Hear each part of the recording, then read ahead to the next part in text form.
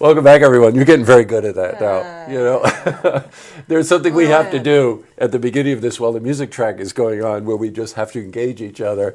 And Elizabeth here is becoming a real pro. This is Elizabeth Sobol, who is the president of SPAC. This is part 3 of my interview with her, covering just all of the exciting things that are happening with the release of the schedule announcement for the classical season at SPAC. We left off part 2. We're talking about Joshua Bell, and I want to start this part of the interview. We're talking about the Cinema Saturdays. Tell me about it. So Cinema Saturdays, obviously the film nights are some of our most popular nights, sure, and people bring families and tons of kids and everything. So we really wanted to focus on that this year. We've got 3 film nights each Saturday night. The first one is Harry Potter, The Sorcerer's Apprentice. The second one is Star Wars, and the third one will be The Red Violin with Joshua Bell. Joshua, really his career grew with his participation in The Red Violin. So it's the 20th anniversary of the release of that film. So he'll be performing the score live with the Philadelphia Orchestra and the screen, obviously the film projected on the screen. You know, I want to cycle back on this quickly because to some people, it's like, well, why would I want to go to the movies? There is something absolutely magical about watching a film and seeing and hearing the score live for 2 reasons. One is you understand how it all works. Yeah. But the other thing is that you get to appreciate a lot of this thematic music that sometimes you would say, oh, that's just a movie theme for Star Wars. Oh, that's just for, Harry Potter. You're so right. The thing is, if you think about some of the great classical composers of the 20th and 21st century, John Williams is one of them. Star Wars. I know. John Corigliano, The Red Violin. That's exactly right. These are important films, important scores, important performances. So this is not about like dumbing down and making it's really about bringing great. It heightens it. It heightens it. Thank you so much. No, it absolutely heightens it. And we've got a great announcement to make that's out of this world. Okay, I did it. Good intro. Good. It was a good intro. Yeah.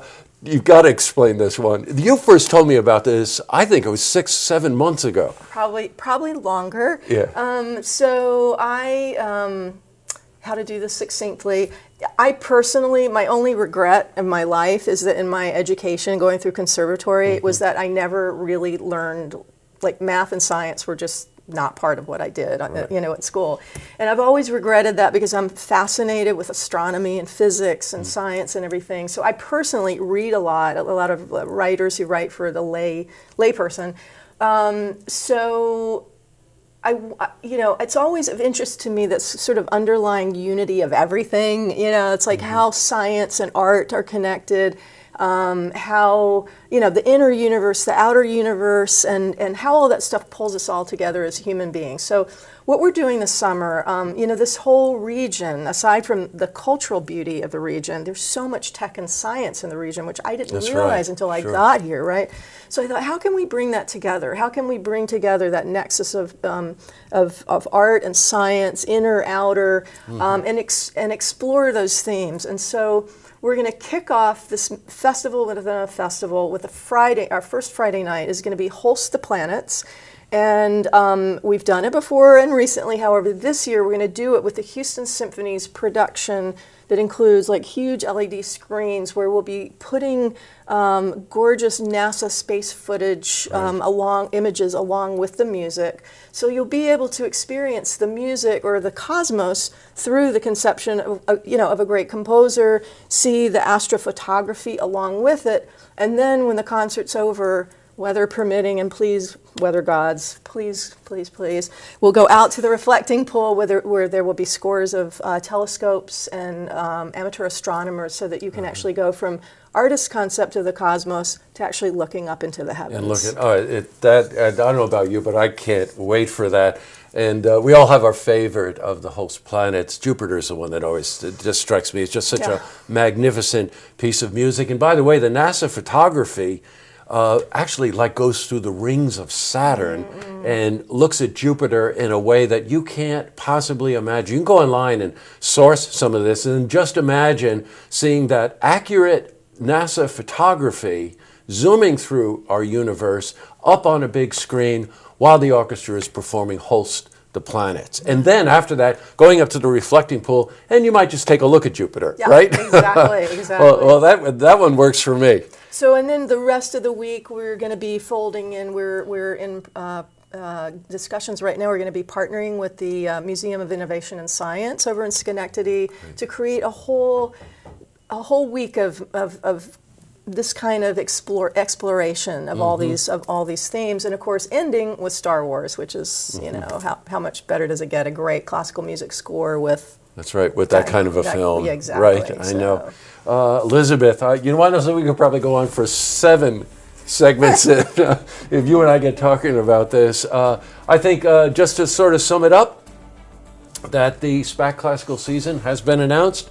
You can go to spac.org and you can find out all the details. But overall, it's really the thinking behind the programming that makes it so special. And I hope in the course of the interviews I've done with Elizabeth, you get to understand a little bit about what it takes. Because it isn't just, you know, oh, they're here 1 week or they're here 2 weeks or whatever. It's about building an audience and building the appreciation for how the arts and the community work together. And that is so central to the way you think and so evident in the programming.